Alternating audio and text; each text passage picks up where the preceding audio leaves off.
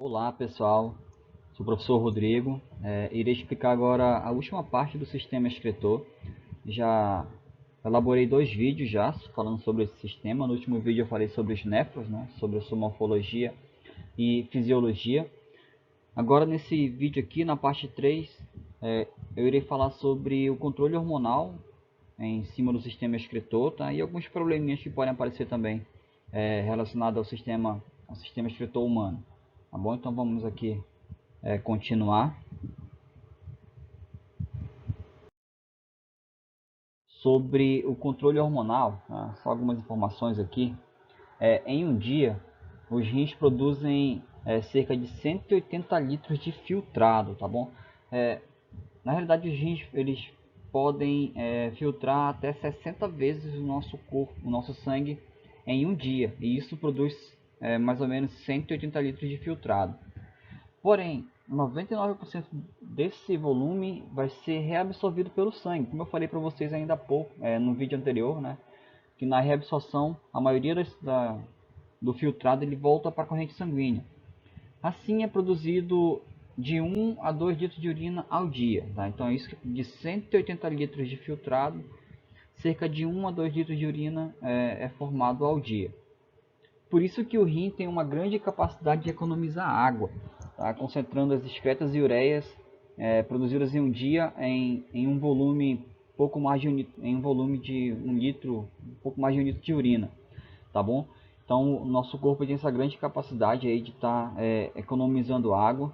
Aquilo que eu falei para vocês lá no começo do assunto, no primeiro vídeo, sobre os rins funcionarem como essa economia de água aí, tá? Se porventura a excreta nitrogenada fosse a amônia, já seria diferente. Iríamos perder bastante água para poder eliminar a amônia, porque ela é bastante tóxica, tá? Mas é a ureia. A ureia a gente consegue aí eliminar ela em uma quantidade menor de água, mesmo ela sendo um pouco tóxica também, tá bom? Mas a gente consegue eliminar ela com um volume um pouco mais de 1 litro de urina por dia, tá bem? Então isso aí é um fator muito importante para a adaptação dos animais em ambientes terrestres, tá? As aves, tá? Os répteis, aí, os anfíbios adultos que ganham o ambiente terrestre também.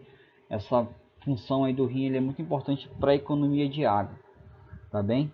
Então tem essa informação aí, 180 litros de filtrado, mas 99% desse filtrado aí, ele volta para a corrente sanguínea. Continuando, a quantidade de água reabsorvida pode variar, tá? Em dias quentes, quando se perde muita água pelo suor, as células do hipotálamo, tá?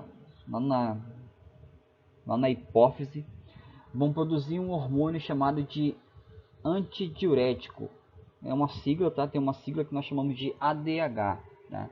Esse hormônio ele vai ser armazenado e lançado no sangue pela neurohipófise, tá, gente? Tem a hipófise. Essa hipófise que fica dentro do hipotálamo, ela é dividida em duas, tá? Ela é dividida em duas. Fica logo abaixo do nosso cérebro ali. Nós vamos ter a adenohipófise e a neurohipófise. Então a neurohipófise que vai ali liberar o ADH para a corrente sanguínea. Tá? Então qual é a função desse hormônio? Né? Por que ele é tão importante? Aí eu coloquei aqui a figurinha ao lado, tá? Essa figurinha para demonstrar bem todo esse processo. Mas antes dessa parte aqui para vocês, tá? Que quando a pressão osmótica do sangue aumenta, tá?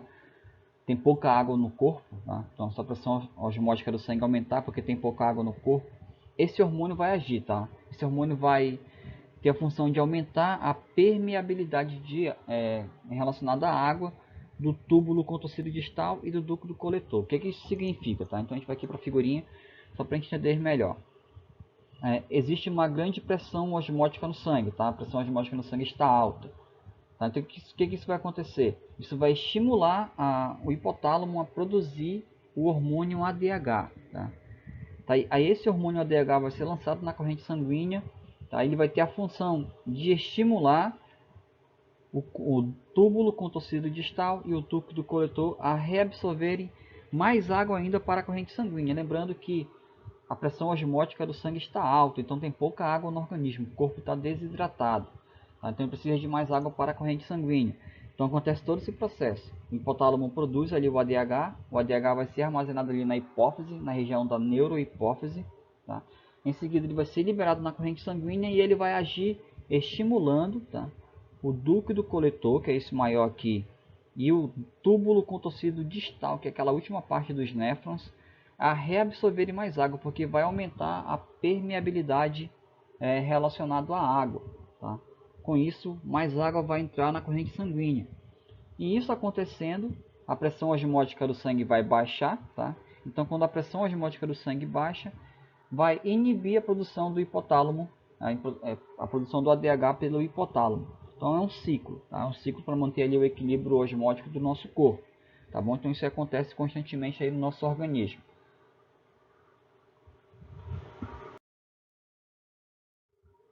Desse modo, como eu falei ainda há pouco, né, esse modo, uma proporção maior de água vai ser reabsorvida do túbulo contorcido distal, que é a última parte do néfron, e do ducto coletor, por osmose para o sangue, tá?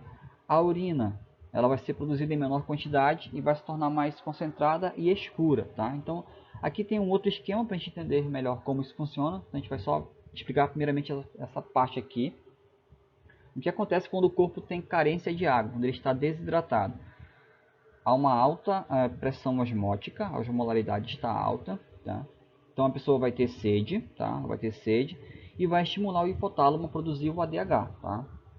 O ADH vai ser produzido aqui e armazenado na neurohipófise, que é uma das regiões da hipófise. Aí o ADH vai ser lançado na corrente sanguínea e vai estimular a reabsorção de água para o sangue, tá? Reabsorção de água para o sangue. Com isso, vai haver uma pequena produção de urina, tá? O volume de urina vai ser menor e a urina vai ser mais concentrada e mais escura, tá bom? Então isso aí acontece quando o ADH é produzido e lançado na corrente sanguínea. O inverso também pode acontecer, tá? Quando o corpo está com excesso de água, tá? A pressão osmótica vai cair, tá? A pressão osmótica vai cair aqui e a produção do ADH vai ficar inibida, tá? Ela não vai ser produzida. Com isso, a permeabilidade do túbulo contorcido distal e do ducto coletor e a reabsorção de água vão diminuir, deixando a urina mais diluída e abundante. Então aqui tem um esqueminha também para explicar esse processo. O que acontece quando o corpo está com excesso de água? Tá? A pressão osmótica vai diminuir, o sangue está diluído, está bacana, não tem pressão nenhuma, tá? Ele não necessita de mais água. Então a pessoa não vai ter sede, tá? O vermelho significa inibição, tá? Inibe, não produz. Então a pessoa não vai ter sede e também não vai haver a produção do ADH pelo hipotálamo, tá? Não vai estar armazenado aqui na neurohipófise, ele não vai liberar na corrente sanguínea. Então isso não acontece. O que isso vai acontecer? O que isso vai proporcionar lá no rim, né? Lá nos nossos rins? O ADH não vai ser produzido, tá? O ADH não vai ser produzido, ele deixa de estimular a liberação do ADH ali na corrente sanguínea. Com isso, a reabsorção de água vai diminuir, tá? Então, aquela água que está ali no ducto coletor, ela não vai voltar para a corrente sanguínea, ela vai ser enviada para a bexiga urinária, tá? Então, com isso, vai haver uma grande quantidade de urina, tá? Perceba aqui a diferença de volume nesses frascos, aqui está bem baixo e aqui está mais elevado, então vai ter uma grande quantidade de urina aqui e uma urina mais diluída, tá? Mais clara, tá bom? Então, isso aí é a função do ADH, que é um hormônio antidiurético do nosso corpo, é o que ele faz aí no nosso organismo, é a função dele.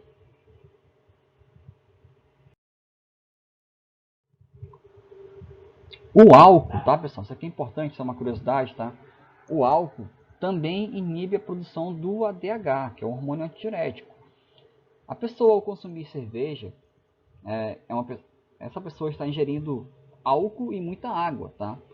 Por isso que o efeito diurético dessa bebida é bastante elevado. Por isso que as pessoas, quando tomam cerveja, elas vão constantemente ao banheiro, tá? Porque o que acontece no organismo, né? Então essa figurinha aqui só para eu lembrar o que acontece no organismo.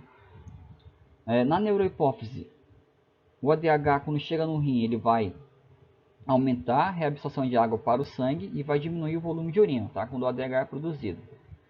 Quando o álcool inibe a produção do ADH lá no hipotálamo, tá? O álcool vai inibir a produção do ADH, vai aumentar o volume de urina, tá? A pessoa vai perder bastante água, consequentemente ela vai ficar desidratada.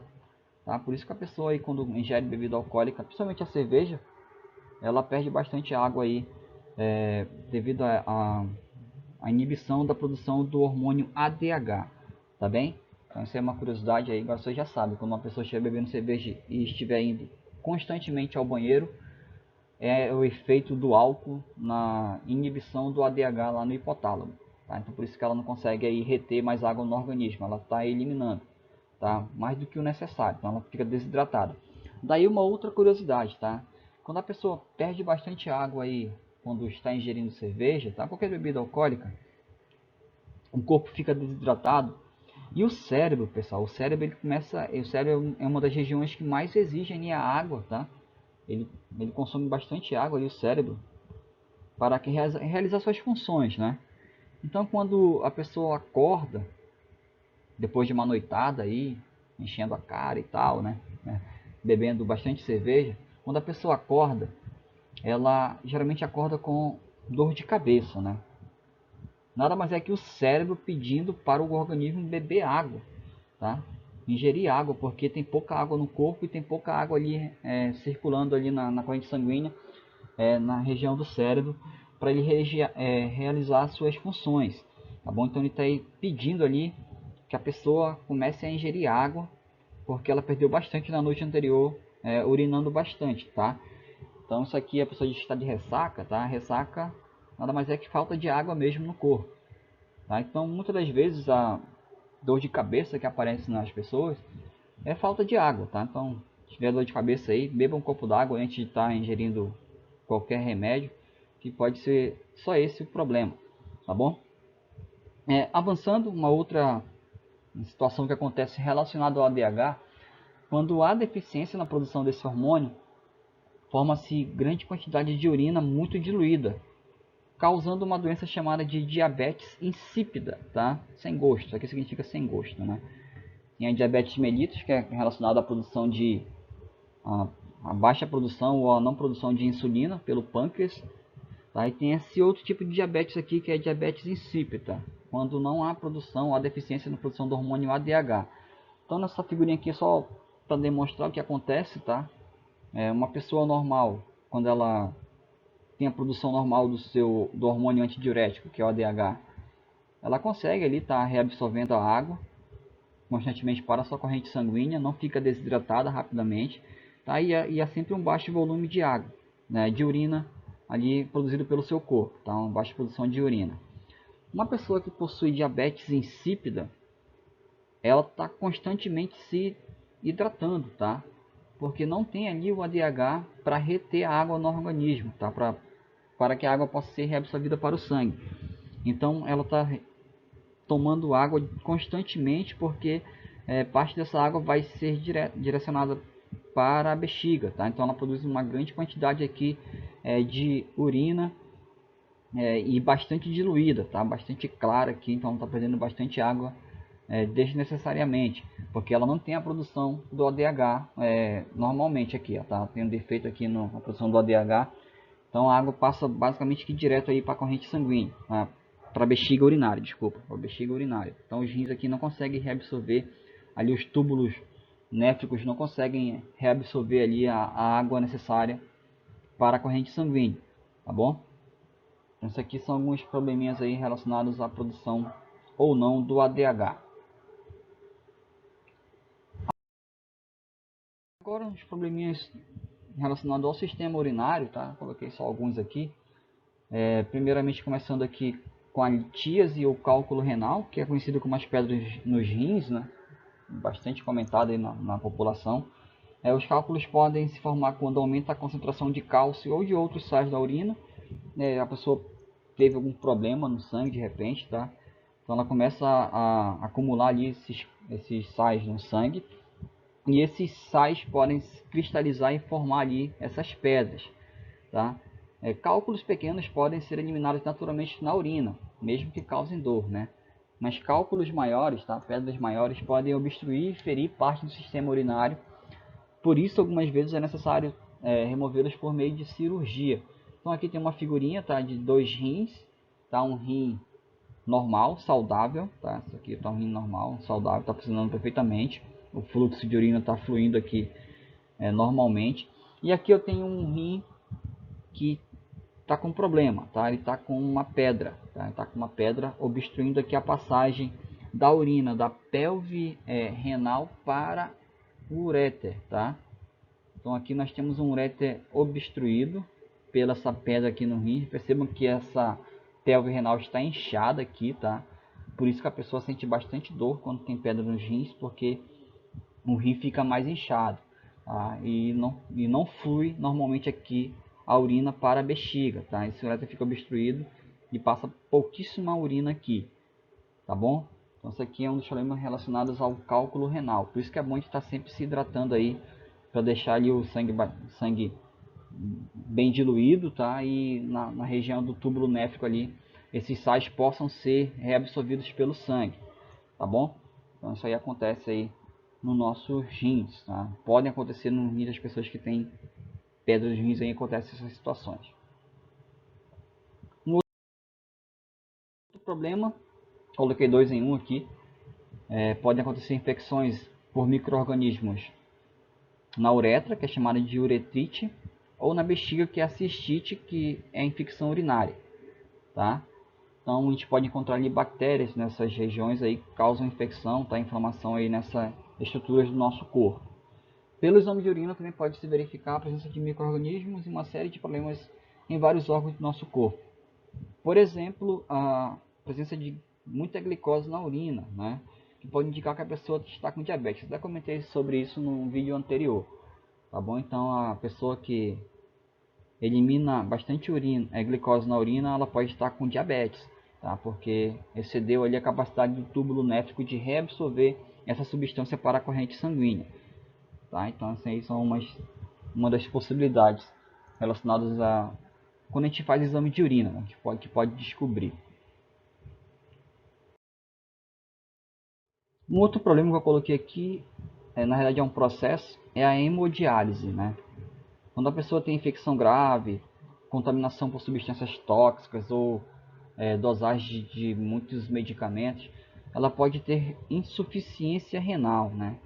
E muitas das vezes a insuficiência renal grave, as pessoas costumam realizar sessões de hemodiálise, que é um procedimento no qual o paciente fica conectado a uma máquina que irá filtrar o seu sangue, tá? Filtrar entre aspas aqui, tá? Vai tentar fazer o trabalho de um rim, né?